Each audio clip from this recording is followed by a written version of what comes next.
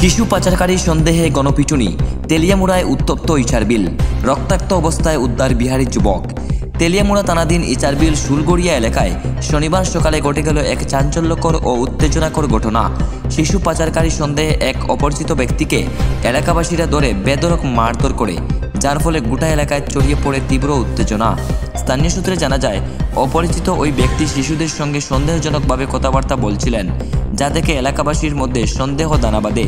এরপর মুহূর্তেই উত্তেজিত জনতা তাকে ঘিরে ধরে শুরু করে মারধর, রাস্তায় ফেলে চলে গণপিটুনি। রক্তাক্ত অবস্থায় মাটিতে লুটিয়ে পড়েন ওই ব্যক্তি। ঘটনার খবর পেয়ে তেলিয়ামুড়া থানার পুলিশ দ্রুত ঘটনাস্থলে পৌঁছে পরিস্থিতি নিয়ন্ত্রণে আনে। আহত ব্যক্তিকে উদ্ধার করে তেলিয়ামুড়া মহকুমা হাসপাতালে ভর্তি করা হয়। পুলিশ জানিয়েছে ওই ব্যক্তি বিহার রাজ্যের বাসিন্দা, তবে তিনি কেন ওই এলাকায় এসেছিলেন তা নিয়ে চলছে জিজ্ঞাসাবাদ। এই ঘটনার পর এলাকার চরম উত্তেজনা বিরাজ করছে। পুলিশ প্রশাসনের পক্ষ থেকে ঘটনার পূর্ণাঙ্গ তদন্ত শুরু হয়েছে। এই ঘটনা আবারও চোখ আঙ্গুল দিয়ে দেখিয়ে দিল, সচেতনতা যেমন জরুরি, তেমনি আইন নিজের হাতে তুলে নেওয়া বিপজ্জনক ও বেআইনি।